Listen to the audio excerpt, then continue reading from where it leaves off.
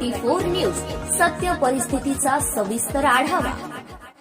1 September 2025 रात्री 7:30 वाजता भर पावसात एका अनोळखी व्यक्तीचा मोटरसायकल अपघात होऊन तो गंभीर जखमी अवस्थेत रस्त्यावर तडफडत होता।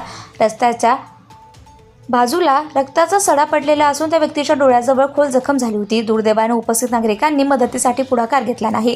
मात्र त्याच वेळी नांदेडवरून येत असलेल्या सामाजिक कार्यकर्ते प्रदीप नन्नवरे यांची नजर या अपघातग्रस्तावर पडली। त्यांनी क्षणाचाही विलंब न करता तातडीने ॲम्ब्युलन्सला संपर्क साधला आणि त्या व्यक्तीस ग्रामीण रुग्णालयात दाखल करून प्राथमिक उपचाराची व्यवस्था केली।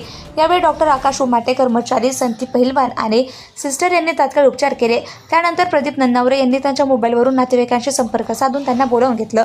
जखमीला तात्काळ नांदेड येथे पुढील उपचारासाठी हलवण्यात आलं। अपघातग्रस्त आणि संकटग्रस्त कुणी आपल्या निदर्शनास आले तर त्यांना सर्वप्रथम जवळपासच्या रुग्णालयात उपचारासाठी दाखल करून मदत करणे ही प्रत्येकाची जबाबदारी आहे।